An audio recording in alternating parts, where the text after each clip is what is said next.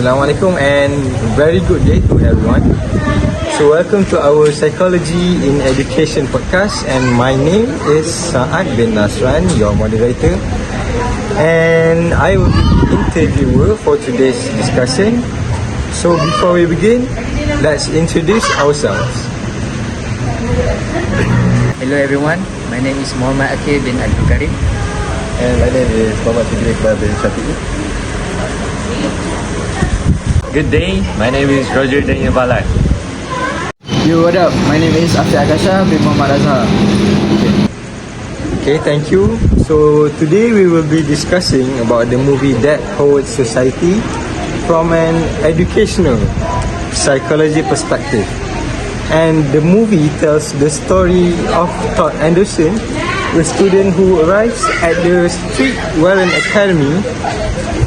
There he becomes friends with Nell Perry and studies under an inspiring English teacher, which is Mr. John Keating. So Mr. Keating encourages students to think independently and live according to the motto Carpe Diem, which means seize the day. Inspired by him, the students revive the Dead Poet Society and begin expressing themselves more freely. However, the students continue to face pressure from both the school and their parents, especially Neil Perry, whose passion for acting is strongly opposed by his father.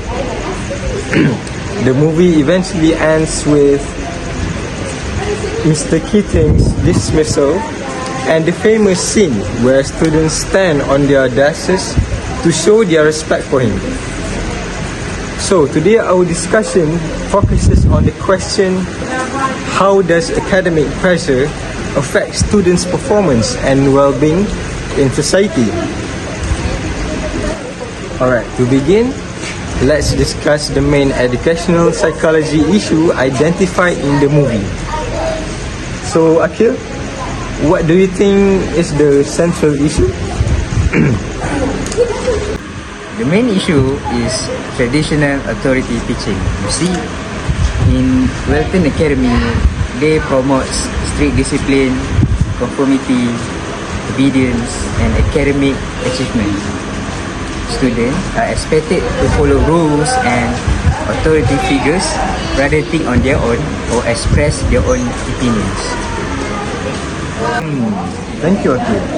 So, Roger, can you explain how the school culture reflects his traditional authority? Certainly. Right from the beginning of the movie, Welton Academy emphasizes its 4 pillars: tradition, honor, discipline, and excellence. These values shows that the school places great importance on conformity, respect for authority, and maintaining established practices. That's a very important point. So, Shakimin, can you share another example from the movie? Thank you, Mr. Saad. So one example can be seen in the poetry. Before Mr. Keating becomes their teacher, students are taught to analyze poetry using strict formulas and methods. So instead of exploring personal interpretations, they are expected to follow a fixed academic approach. Excellent observation, Shakimin. So now, Afiq, how does Mr. Keating challenge the system? Okay, so a famous example is when Mr. Keating asked students to check out the introduction page of their poetry book. These actions symbolize his rejection of rigid educational practices and encourage students to think for themselves rather than blindly accept the authority. Okay. And so, do we see traditional authority reappear later in that movie? Yes! After Mr. Keating is dismissed, the headmaster, Nolan, returns to the old teaching style, which is they instruct the students to follow the textbook exactly. This clearly shows that the school preference for traditional authority and teachers and learning. Yo, say wallahi, bro. Wallahi, bro. So let's move on to the effects of the issue on students' learning. Roger, how does academic pressure influence students in the movie? So, okay, what impact does this have on student motivation? I think that is a nice question to ask me because I think that the pressure reduce intrinsic motivation, which means that students become more concerned about pleasing parents and school authorities. Learning becomes something they must do rather than something they want to do, and that is a problem for them. The report also discusses emotional effects. So, Shakini, can you explain this using Neil Perry's character? Neil Perry is probably the best example. He has a strong passion for acting, but his father wants full control over his future. This leads Neil experiences emotional stress and internal conflict because he cannot pursue what he truly loves. This pressure significantly affects his well-being, and yeah, that's all I think. Yeah, that's true. Besides Neil, another important character is Todd Anderson. So what changes do we observe in him? At the beginning of the movie, Todd is shy, quiet, and less confident. He rarely experiences emotional confidence because he is afraid of being judged. However, Mr. King needs encouragement. He gradually develops confidence and becomes more willing to participate and express himself. So, Afiq, what effect does this issue have on classroom interaction? Many students initially hesitate to speak openly because they're afraid of making mistakes and challenging authority. However, when Mr. Keating creates an open and supportive learning environment, students become more confident and actively participate in the discussion. Okay, Afiq. So, Roger, what about the performance, academic performance itself? Interestingly, although students are pressured to succeed academically, excessive pressure reduces creativity and enjoyment of learning. When learning becomes more student-centered under Mr. Keating, students become more engaged and interested in their studies. Okay, Roger. So now let's connect the movie to educational psychology theories. So Akil, how does constructivism appear in the film? Okay, you see, constructivism suggests that students actively build their own understanding of knowledge. Yes. In Mr. Keating, he encouraged students to question ideas, share opinions, and interpret poetry in their own way instead of simply Bro, what is you laughing, bro? Instead, of simply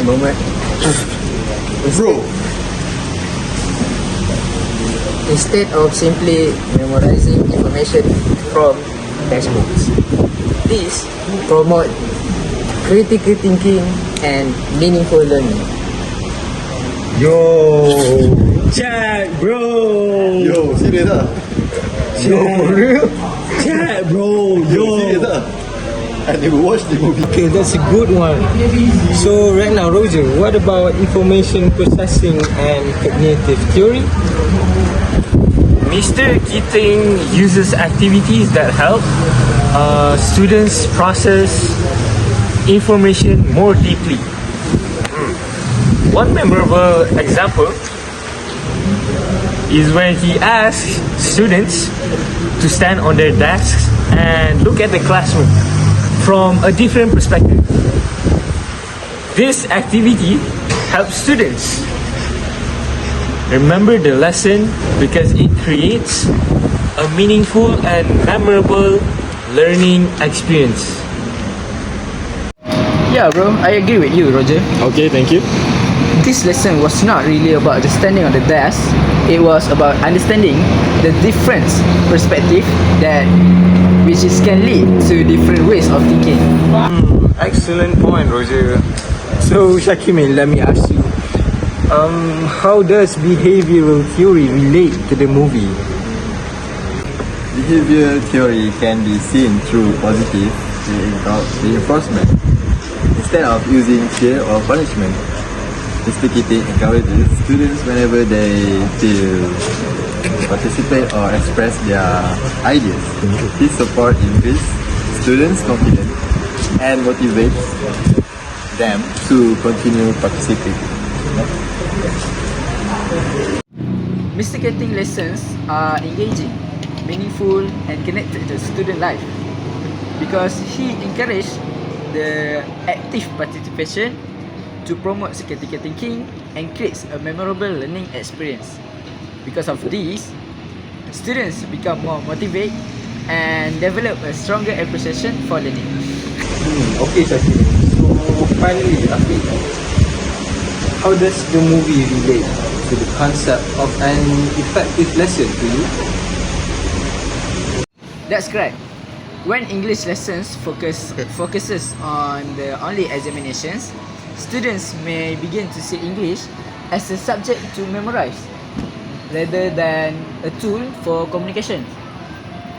This can reduce their interest and motivation to use the language meaningfully. Okay, so we are done with Afiq. Right now, let's connect the movie to a real life. ESL classroom major. So, here I want to ask you, do situations like this do exist today? Yes. In some Malaysian schools, English lesson focus heavily on examination, grammar rules, memorization, and syllabus completion. As a result, students may prioritize grades rather than genuine language development itself. Yeah, I understand you, Akil. So, Roger, how does this even affect students? Students may become afraid of making mistakes, especially during speaking activities. Even when they know the answer, they may remain silent because they worry about being judged by teachers or classmates. Okay. So, does this remind you of any characters from the movie?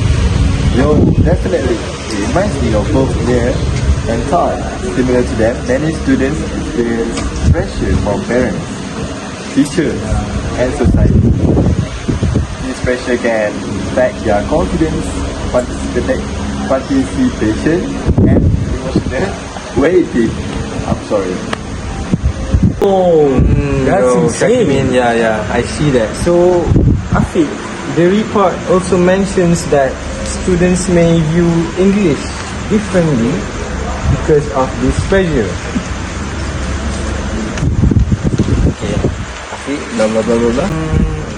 Yo, So, what solutions can teachers implement?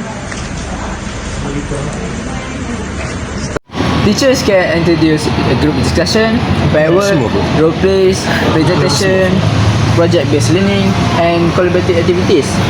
These approaches encourage students to communicate actively and develop the confidence. that's solid, bro. Teachers should also provide constructive feedback. Mistakes should be treated as a natural part of learning rather than something that deserves punishment. Oh my days.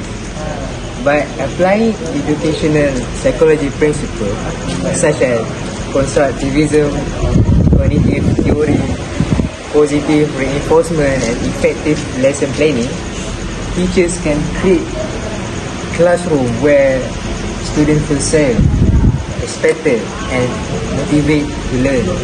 Yeah, you're right, Akhil. Okay, so everyone, before we conclude, I want each one of you to share one important lessons from the movie That Poet Society that we watched together. I learned that education should encourage independent thinking and personal growth rather than simple obedience. Yeah, you're right, bro. I also learned that creativity and critical thinking are essential parts of meaningful learning. You know, so that we learn meaningfully. You know, Tai Chi and Amar. Yeah. I understand. Okay. Yo. So next, second. For me, I learned that teachers can have a powerful influence on students, confidence, and personal development. You know? That's so right. No, right? Bro gang. Yo, chat, bro. That's what I'm saying, bro. That's what I'm saying. Yeah. And what about you, dude? What about you, Akhil? I learned that excessive academic and parental pressure can negatively affect students emotionally and well-being. And lastly, motivation. Okay lah. Okay, so thank you for everyone's valuable insights. Again, thank you for listening to our podcast. We hope this discussion has provided a deeper understanding of educational psychology and its application in real educational settings. So, Assalamualaikum and thank you.